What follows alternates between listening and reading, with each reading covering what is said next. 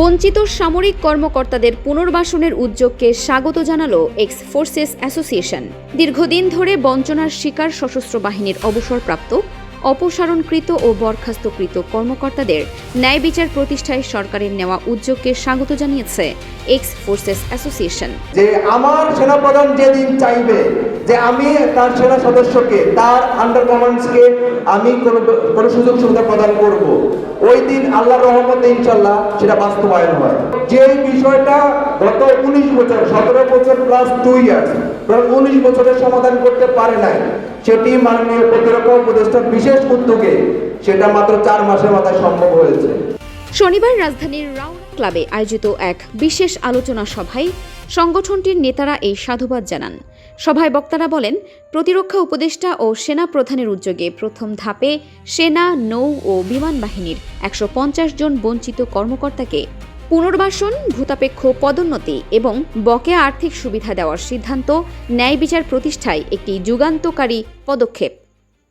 পাশাপাশি অবশিষ্ট বঞ্চিত সামরিক কর্মকর্তা ও সদস্যদের আবেদন পর্যালোচনায় একটি উচ্চ পর্যায়ের বোর্ড গঠনের যে প্রক্রিয়া চলছে তার মাধ্যমে দীর্ঘদিনের বৈষম্যের চূড়ান্ত অবসান হবে বলে তারা আশা প্রকাশ করেন। নাম্বার 1 হলো বর্তমান মাননীয় প্রতিরক্ষা উপদেষ্টা মহোদয়কেই ধন্যবাদ দিব। ওনার উদ্যোগ, ওনার বিচক্ষণতা এবং ওনার মনিটরিংটা গুরুত্বপূর্ণ ছিল, এবং পুরা কর্মকাণ্ডে যদি কোনো দুর্বলতা থেকে থাকে অবশ্যই সেটাও রিভিউ করার দাবি রাখে। আলোচনার সভায় এক্স ফোর্সেস অ্যাসোসিয়েশনের সভাপতি লেফটেন্যান্ট সাইফুল্লাহ খান সাইফ, অবসরপ্রাপ্ত, বলেন, সশস্ত্র বাহিনীকে সর্বদা রাজনৈতিক প্রভাবমুক্ত রাখতে হবে।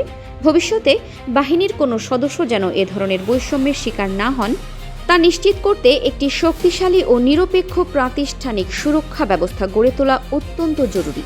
ইতিবাচক এই পদক্ষেপের জন্য সভায় উপস্থিত নেতারা প্রতিরক্ষা উপদেষ্টা ও সেনা প্রধানের প্রতি বিশেষ কৃতজ্ঞতা জ্ঞাপন করেন। একই সঙ্গে অবশিষ্ট বঞ্চিত সামরিক সদস্যদের পুনর্বাসন, বকেয়া পদোন্নতি ও প্রাপ্য সকল সুবিধা দ্রুততম সময়ের মধ্যে নিশ্চিত করার আহ্বান জানানো হয়। সেজন্য আমরা সবাইকে বিনীতভাবে অনুরোধ করব যে আপনারা যে ধৈর্য ধরে গত 19 বছর যাবৎ ওয়েট করছেন, আর কিছুটা সময় স্যারদেরকে সময় দিন, সেই সময়টার মধ্যে ইনশাল্লাহ সেটি বাস্তবায়িত হবে।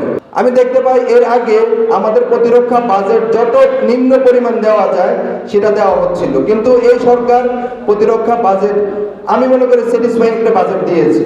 সেই স্যাটিসফাইং বাজেটের ক্ষেত্রে আমাদের অবদান রেখেছে মাননীয় প্রধানমন্ত্রী এবং প্রতিরক্ষা উপদেষ্টা, সেজন্য ওনারা বিশেষ ধন্যবাদের দাবিদার। উক্ত আলোচনা সভায় সশস্ত্র বাহিনীর বিভিন্ন পর্যায়ের অবসরপ্রাপ্ত জ্যেষ্ঠ কর্মকর্তা, সাবেক সামরিক সদস্য, বীর মুক্তিযোদ্ধা, প্রতিরক্ষা গবেষক, গণমাধ্যম ব্যক্তিত্ব এবং সুশীল সমাজের প্রতিনিধিরা উপস্থিত ছিলেন। Farhana Nizam, desk report, DSK TV।